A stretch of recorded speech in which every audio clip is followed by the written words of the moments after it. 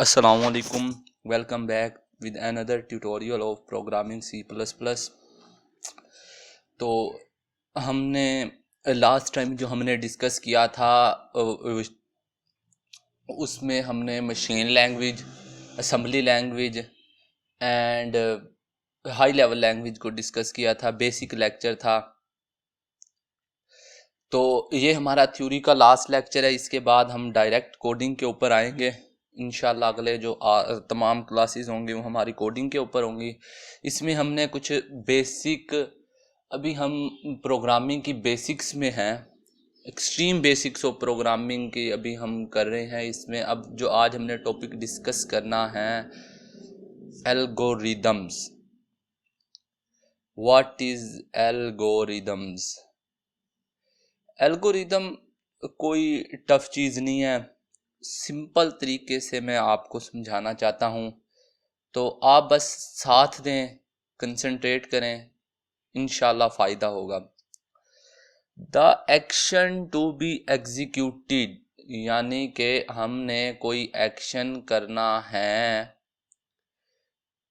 वो एक्शन क्या है आपने बात समझनी है, थोड़ी सी टेक्निकल है। वो एक्शन क्या है जो हमने परफॉर्म करना है, और उस एक्शन का ऑर्डर क्या है कि उस एक्शन को करने के लिए हमें कौन कौन से हमें एक्शंस चाहिए और किस ऑर्डर में चाहिए। दो बातें हैं एल्गोरिदम में। एक वो हमारा एक्शन क्या है और उस एक्शन का ऑर्डर क्या है, हमने किस ऑर्डर में उस एक्शन को परफॉर्म करना है। It is called algorithm. Algorithm में और कोई नई चीज नहीं है, सिर्फ यही दो बातें हैं। तो आगे एक एग्जाम्पल है, तो आपको उम्मीद है, एक सिंपल एग्जाम्पल है जनरल, आपको उम्मीद है एल्गोरिदम की टर्म समझ आ जाएगी कि ये सिर्फ दो बातें हैं, तो वो समझ आ जाएगी। अब आपने फर्ज करना है, मैं एग्जाम्पल ले रहा हूं कि मैंने जो एक्शन परफॉर्म करना है, मैंने मुल्तान से नारोवाल जाना है। मेरा एक्शन क्या है कि मैंने मुल्तान से नारोवाल जाना है। एक्शन हमारा ये है। पहली हमारी टर्म पूरी हो रही है कि आपका एक्शन क्या है, तो उसको आपने जो एग्जीक्यूट करना है, एक्शन आपने जो एक्शन परफॉर्म करना है, वो एक्शन क्या है। एक्शन ये है कि मैंने लाहौर से नारोवाल जाना है। पर एक मसला है कि मुल्तान से नारोवाल तक की ट्रांसपोर्ट नहीं है, डायरेक्ट कोई डायरेक्ट गाड़ी नहीं जाती मुल्तान से नारोवाल। तो इसका तो मतलब ये हुआ कि ये तो हमारा एक्शन एग्जीक्यूट डायरेक्ट तो नहीं हो सकता। तो इसके लिए हमें एक इंटरमीडिएट, एक दरमियान में कोई एक ऐसी, यानी कि हमें कोई एक ऐसा शहर, एक ऐसा सिटी चूज करना पड़ेगा जहां से नारोवाल में ट्रांसपोर्ट जाती हो और मुल्तान से उस सिटी में जाती हो। फॉर एग्जाम्पल मैं यहाँ से लाहौर जाता हूँ, लाहौर से आगे नारोवाल जाऊंगा, तो हमारा तो एक्शन हो जाएगा ना। तो हमारा एक्शन ये था, हमने लाहौर से नारोवाल जाना है, लेकिन ये हमारा परफॉर्म इस ऑर्डर में नहीं हो सकता कि जो हमें दिया गया है, क्योंकि यहां से कोई ट्रांसपोर्ट हमारी नहीं जा सकती। तो हमें एक इंटरमीडिएट शहर से होके जाना पड़ेगा जिसका नाम लाहौर है। हम मुल्तान से लाहौर जाएंगे, लाहौर से then we can go to Narowal. अब मुल्तान में भी आप अगर एक घर बैठे हैं, घर से आपको रिक्शा लेना पड़ेगा, रिक्शे से आपको बस टर्मिनल पे जाना पड़ेगा, बस टर्मिनल से आपको बस मिलेगी लाहौर की। आप घर थे, घर यानी कि अभी आप होम में हैं, घर में हैं, तो आपको घर से आपने रिक्शा लिया, रिक्शे ने आपको बस टर्मिनल पे उतारा, बस से आप लाहौर पहुंच गए। अब लाहौर में जहां आप जिस बस टर्मिनल पे उतरे हैं वहां तो नहीं हो सकती ना, आपको नारोवाल की मिल सकती। अब आप वहां से एक रिक्शा लेंगे, रिक्शा लेके आप लारी अड्डे जाएंगे, यानी कि जहां से बस मिले नारोवाल की, यानी कि वो बस टर्मिनल जहां से आपको नारोवाल की गाड़ी मिले। तो आप नारोवाल चले जाएंगे। अब ये पूरा एक सिंपलेस्ट एग्जांपल है एल्गोरिदम की, जो हमारा एक्शन क्या था एग्जीक्यूट करने के लिए, और ये हमारा ऑर्डर है। अगर हम इस ऑर्डर में जाएंगे तभी हम लाहौर पहुंचेंगे। अगर हमारी स्टेटमेंट्स, हमारा रूट अगर ये ना हुआ तो हम लाहौर नहीं पहुंच सकते। अब मैं अगर यूं करूं कि मैं मुल्तान से लाहौर जा रहा हूं, लाहौर से फिर मुल्तान आ जाऊं, रूट तो है ना, ये भी एल्गोरिदम है, पर ये करेक्ट एल्गोरिदम नहीं है। इसका आपको कोई फायदा नहीं होने वाला, बिकॉज क्योंकि आपके पास आपका एल्गोरिदम सही नहीं है। आपको करेक्ट एल्गोरिदम से जाना पड़ेगा। पहले आप घर से निकलें, रिक्शा स्टैंड पे जाएं, रिक्शा स्टैंड से आप बस टर्मिनल पे जाएं, बस टर्मिनल से आप आगे लाहौर जाएं, और लाहौर में फिर आप एक रिक्शा लें और बस टर्मिनल पे जाएं जहां से आपको नारोवाल की बस मिलती है। Then you can go to Narowal. तब ये आपका एक्शन एग्जीक्यूट होगा, तब आप नारोवाल जाएंगे। कोई डायरेक्ट वे नहीं है। आपको एल्गोरिदम्स करेक्ट रखने पड़ते हैं कि अगर ये देखें ना, मैं वही एग्जांपल दे रहा हूं, अगर आप मुल्तान से जाएं लाहौर, लाहौर से जाएं आप रिक्शा स्टैंड पे लाहौर के, और फिर जाएं आप बस पे नारोवाल, लेकिन आप फिर वापस लाहौर आ जाएं, तो आप नारोवाल तो नहीं पहुंचे ना। इसका मतलब है कि ये इनकरेक्ट एल्गोरिदम है। करेक्ट एल्गोरिदम वही है कि जो आप पहले मुल्तान से रिक्शा लें और आप उस बस टर्मिनल पे जाएं जो आपको लाहौर लेके जाएगी, लाहौर में फिर आप रिक्शा लें और उस बस टर्मिनल पे जाएं जो आपको नारोवाल लेके जाएगी। Then you can go to Narowal. ये आपका करेक्ट एल्गोरिदम है और यही आपका ऑर्डर है, करेक्ट ऑर्डर ऑफ एल्गोरिदम। यानी कि एल्गोरिदम में हमने सिर्फ दो बातें सीखी। एक बात ये कि हमारा एक्शन टू बी एग्जीक्यूटेड, आपका एक्शन क्या है, और आपको उस एक्शन को परफॉर्म करने के लिए आपका ऑर्डर क्या है, करेक्ट ऑर्डर क्या है। और हमने एक ये बात देखी, करेक्ट एल्गोरिदम क्या है, इनकरेक्ट एल्गोरिदम क्या है।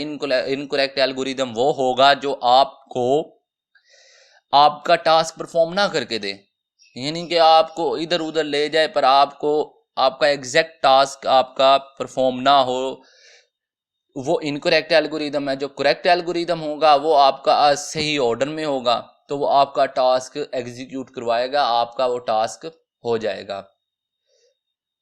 ये हमारा एक सिंपल सा एक एल्गोरिदम की टर्म थी कि एल्गोरिदम्स क्या होते हैं। तो ये सिंपलेस्ट एग्जांपल है एल्गोरिदम की, तो आप इसको जहन में रख लीजिएगा। अब अगला जो टॉपिक है सूडो कोड। सूडो का मतलब होता है फॉल्स,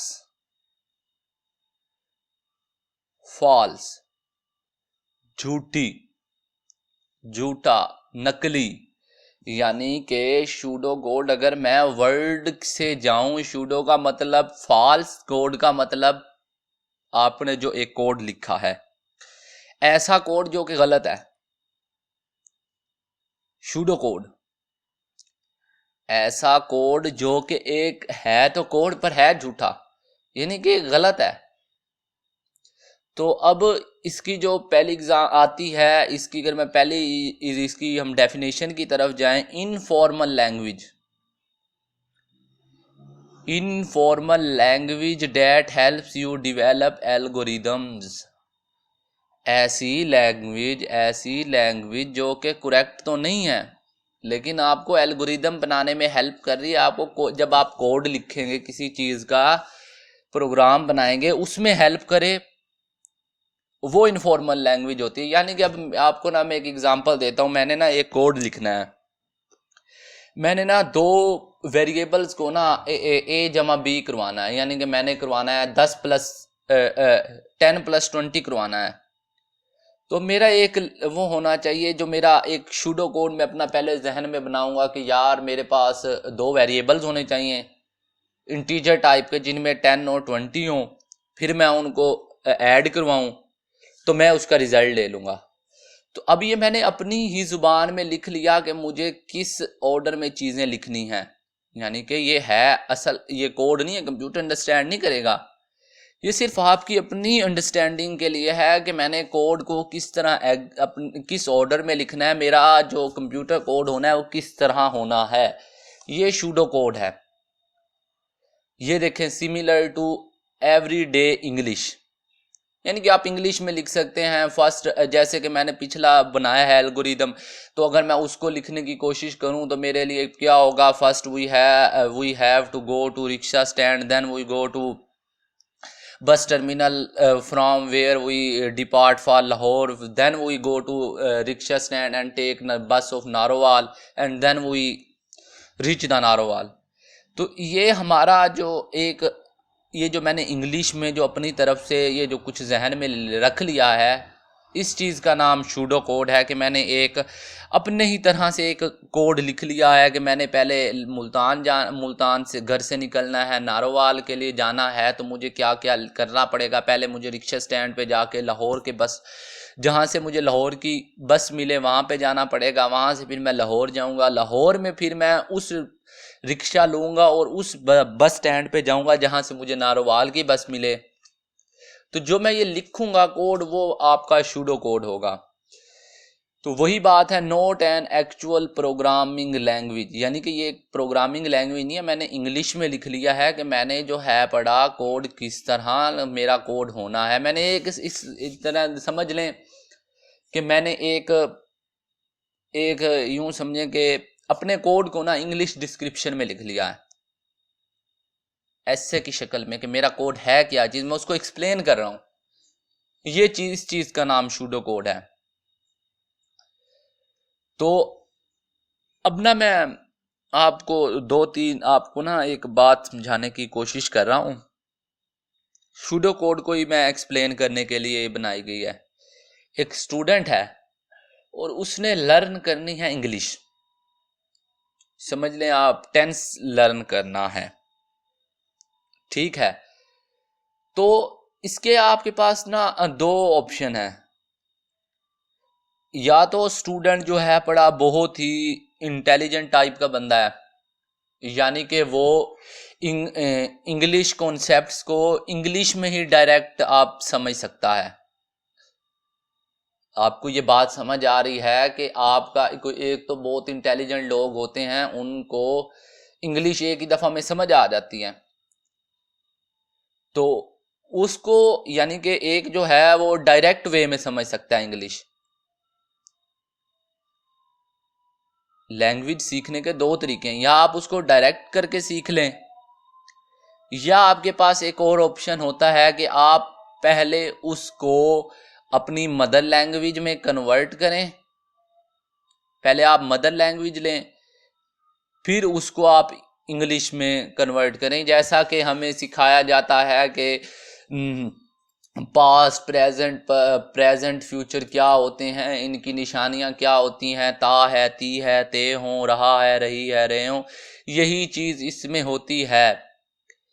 लैंग्वेज सीखने के यही तरीके होते हैं कि या तो एक आदमी उसको डायरेक्ट सीख लेता है,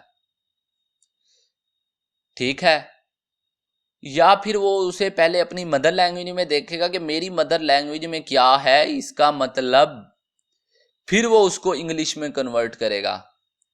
यानी कि बात अगर आपको समझ आ रही है तो मेरे कहने का मतलब है कि अगर डायरेक्ट लिखेगा तो वो एग्जैक्ट कोड होगा, अगर वो पहले उसी कोड को अपनी मदर लैंग्वेज में लिखेगा तो वो आपका सूडो कोड होगा।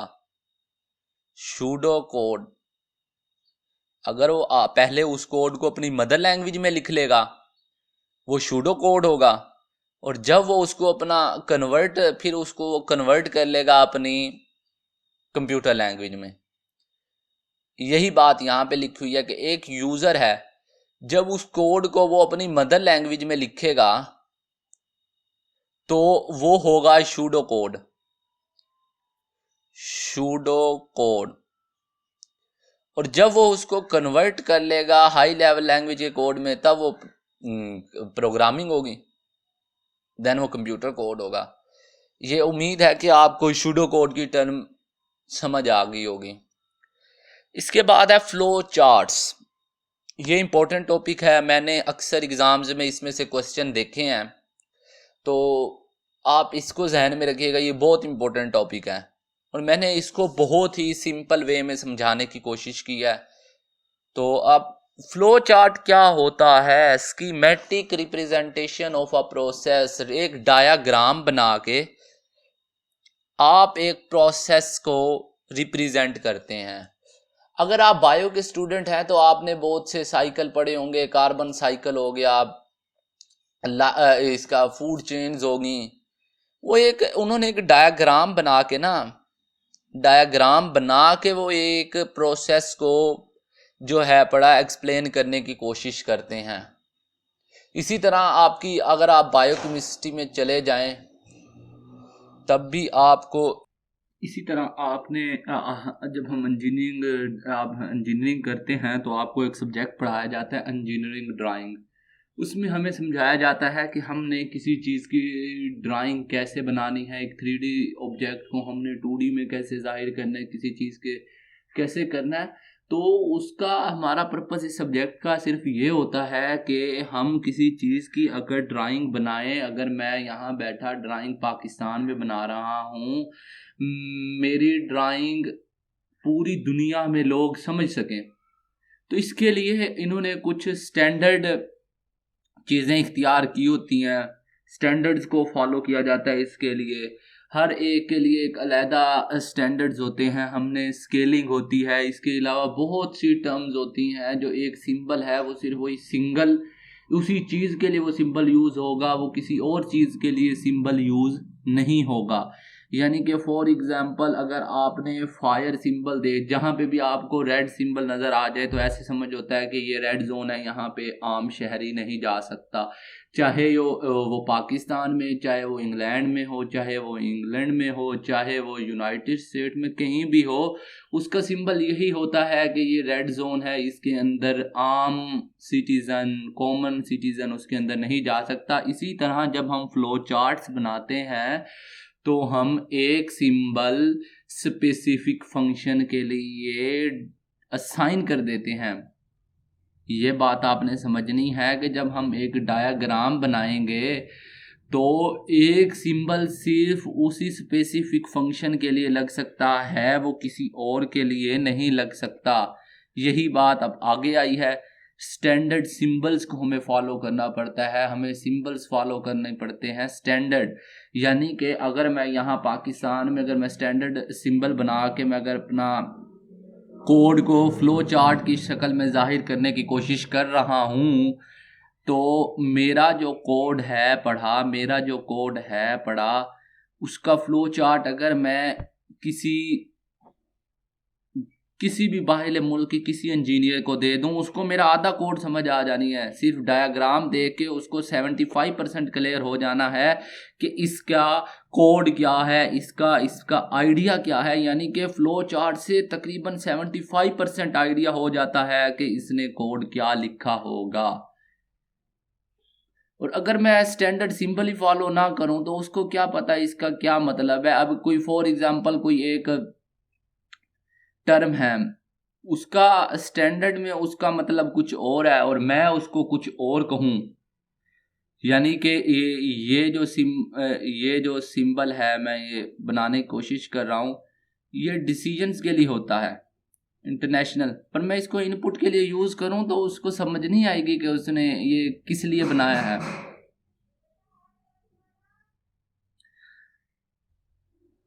तो उसको ये बात समझ नहीं आनी कि ये किस चीज़ के लिए ये सिंबल बनाया है, या सिर्फ वो कोड, सिर्फ वो फ्लो चार्ट सिर्फ मेरी हद तक मैं ही समझ सकता हूँ और कोई नहीं समझ सकता। तो अब ये कुछ सिंबल्स हैं, डिसीजन के लिए ये सिंबल यूज होता है, पूरे इंटरनेशनली ये यूज होगा। कोड में एंट्री और एग्जिट करना हो तो ये सिंबल यूज होता है। कोड को मैं जहाँ से स्टार्ट और एंड करना है उसके लिए ये वाला सिंबल यूज होगा। उसके अलावा इनपुट और आउटपुट करनी है तो ये वाला सिंबल यूज होगा। और उसके अलावा कैलकुलेशंस करनी है तो ये वाला सिंबल यूज़ होगा। मैं आपको गारंटी दे रहा हूँ कि आप सिर्फ ये 4 सिंबल ही कर लें, जहन में रख लें, तो आपका कभी फ्लो चार्ट कभी गलत नहीं हो सकता। यानी कि सिर्फ यही 4 सिंबल अगर आप यूज़ करके अपना फ्लो चार्ट बना लेते हैं तो आपका फ्लो चार्ट कोई गलत नहीं कर सकता। बनाए आपने एक लॉजिक के साथ हो तो आपका फ्लो चार्ट कभी गलत नहीं हो सकता। सबसे इंपॉर्टेंट बात ये है।